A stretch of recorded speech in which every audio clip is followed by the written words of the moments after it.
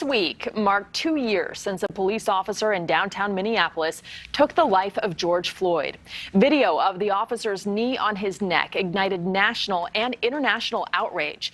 Following Floyd's death was a cultural awakening that prompted companies and corporations to pledge to support racial justice initiatives and diversify the workforce. But new research shows those promises have not been fulfilled. Jackie Adams is an award-winning journalist who co-authored a new study called Untapped: Women of Color, the Talent Force Multiplier. She joins us now tonight. Thanks for being here. So first, just give us the highlights of this new study that you helped author, and how far off the mark were the results?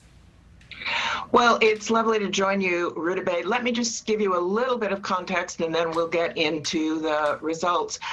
Proprietary research is at the root of a book that my co-author, Benita Stewart, and I have written. It's called A Blessing: Women of Color Teaming Up to Lead, Empower, and Thrive. And we chose to differentiate our narrative from other business books and memoirs because our messages are not just our opinions. They're based on data. We're both Harvard Business School alums, so we believe that metrics matter.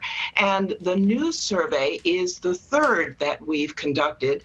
The first was in 2019, and it looked at the experiences and opinions of 4,005 American female desk workers. That's a proxy for women in business. And we think it's the first time that the data has been cut across 4 races: Black, White, Latinx, and Asian Americans, and also 4 generations: Gen Z, Millennials, Gen X, and Boomers. We coined the phrase generational diversity because managers are not really looking at the differences in these generations.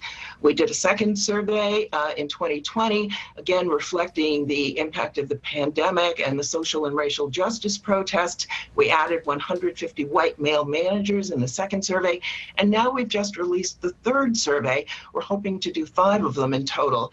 And based on what we heard anecdotally, we know that Asian American women are having difficult times. So we dug deeper in their answers based on their families' countries of origin: China, India, Vietnam, and the Philippines.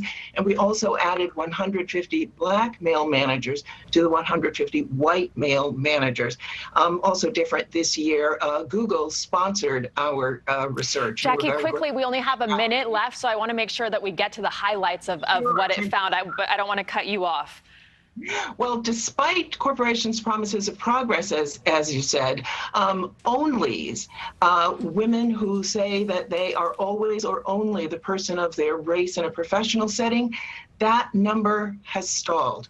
Almost half of Black and Latinx women desk workers continue to report that they are onlys. And most unsettling, we saw that millennial onlys, Black and Latinx millennial onlys, ages 25 to 39, spiked in 2021. 55% for Black women and 45% for Latinx. Do we have any idea why? Do you have any insight? Did the pandemic play into it? Why have these pledges not been kept, do you think? That's a question for the corporations. We do find, though, that women workers are, particularly Black and Latinx, are super confident. They're leaning into being entrepreneurs, sidepreneurs. They're willing to leave jobs that they don't feel are meeting their needs. And so we're advocating that corporations heed our advice about generational diversity, creating a condition of belonging for all workers, and we believe additional training needs to be provided for managers. All right, Jackie, thank you so much for joining us, and we'll be right back. Thanks for watching. Click the red subscribe button below so you can get more of NewsNation's fact-driven, unbiased coverage.